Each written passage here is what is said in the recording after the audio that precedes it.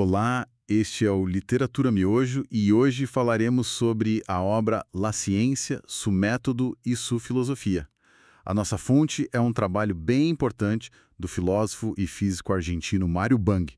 Ele viveu bastante, de 1919 até 2020, né? Pois é, uma figura e tanto, e super prolífico, um dos grandes pensadores do século XX, com uma obra vasta em lógica, filosofia da ciência, epistemologia, ética, muita coisa. Impressionante. Sim. E hoje a nossa ideia é explorar um pouco as ideias centrais dele nesse livro específico, sabe? O que é ciência para ele, qual seria um método característico e a filosofia por trás disso tudo. Tentar pegar a essência mesmo. Perfeito. Então vamos lá, vamos desembrulhar isso. Para começar, o que é ciência para o Bang?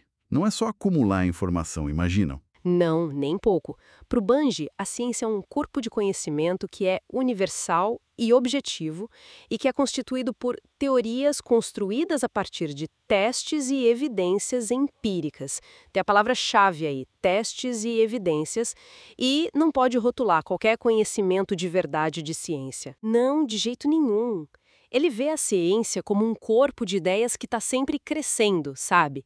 É um conhecimento, claro, racional, sistemático até exato quando possível, verificável e um ponto fundamental, falível. Ah, interessante essa parte da falibilidade. Muito, porque a ciência para ele não é só para entender o mundo, tipo de forma passiva, ela também tem essa capacidade de, enriquecer e até transformar o mundo ativamente. Isso já muda um pouco aquela visão popular da ciência como algo totalmente certo, infalível, né? Exatamente.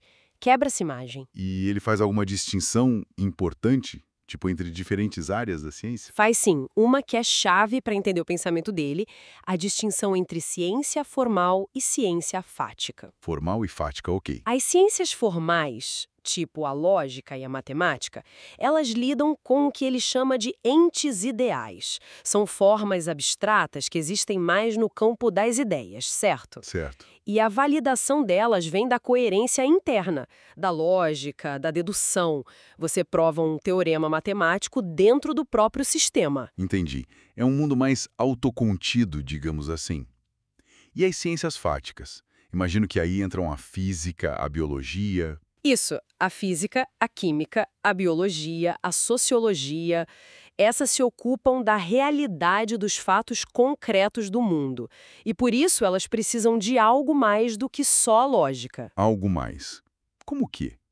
Testes? Exatamente. Elas precisam da verificação empírica, ou seja, confrontar as ideias, as hipóteses, com a observação e, sempre que der, com o experimento controlado. Ah, então a matemática se basta com a lógica interna, mas a física precisa olhar para o mundo para ver se a teoria bate com a realidade. Precisamente isso. A verdade nessas ciências fáticas é essa adequação aos fatos.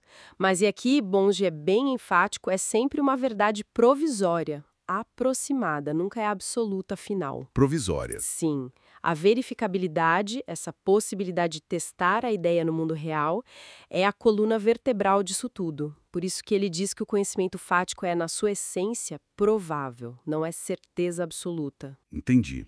É como um mapa que está sempre sendo melhorado, né? Ótima analogia, exatamente. O mapa, a teoria, precisa corresponder ao território, o mundo, mas sempre pode surgir um mapa melhor, mais detalhado. Legal. E Bunge lista características dessa ciência fática, né? Tem algumas que se destacam mais. Tem sim, ele aponta várias coisas interessantes. Primeiro, o conhecimento científico é fático, né? Parte dos fatos volta para os fatos para checar. Ok. Mas, ao mesmo tempo, e isso é curioso, ele transcende os fatos. Ele não fica só descrevendo o que vê. Ele cria teorias, busca explicações, padrões e pode até gerar fatos novos, pensar na tecnologia que surge da ciência. Transcende os fatos. Interessante. E como a ciência lida com a complexidade toda do mundo? Através da análise, principalmente. Ele diz que a ciência fática é analítica.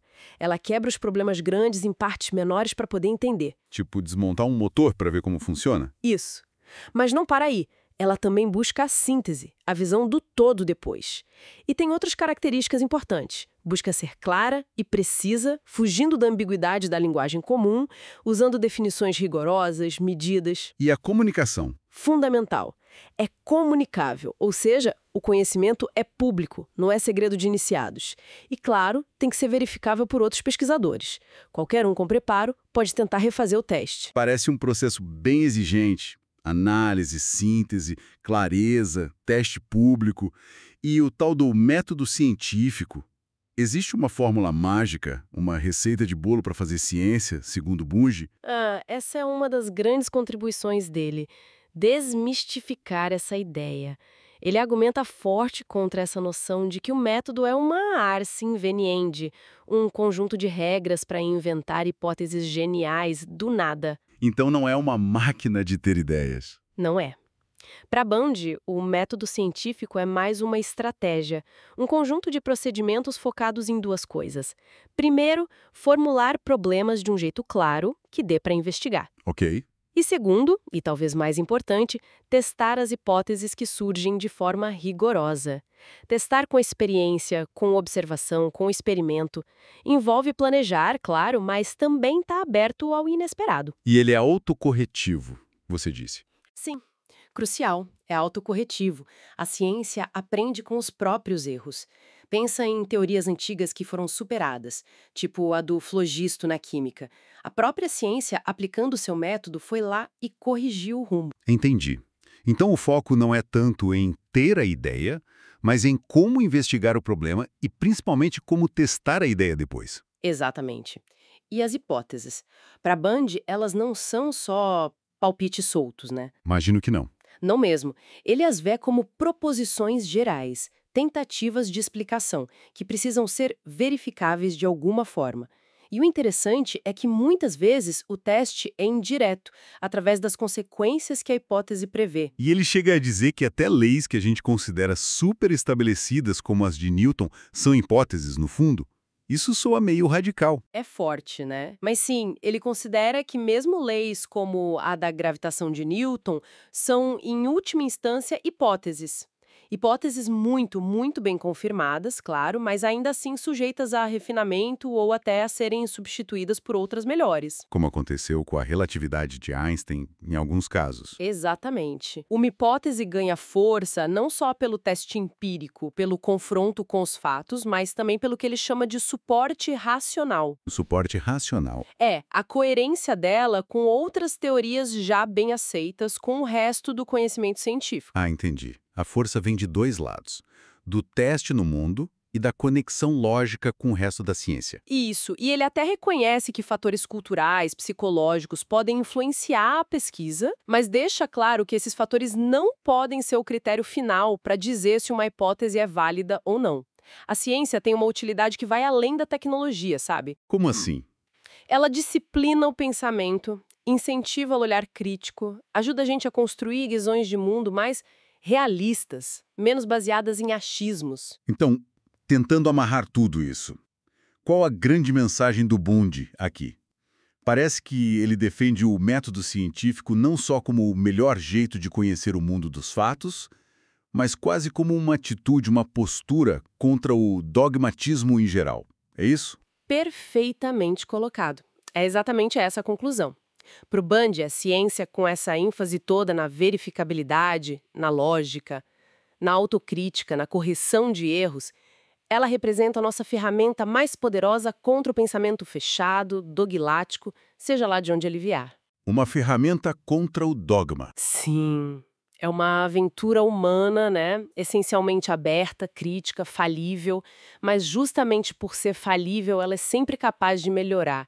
Ela busca reconstruir nosso entendimento do mundo de um jeito cada vez mais amplo, mais profundo e mais exato. Esse foi o Literatura Miojo. Rápido, mas com gosto de quero mais. Curtiu? Então procure a obra original e experimente a leitura completa. A literatura te espera sem pressa, mas com prazer.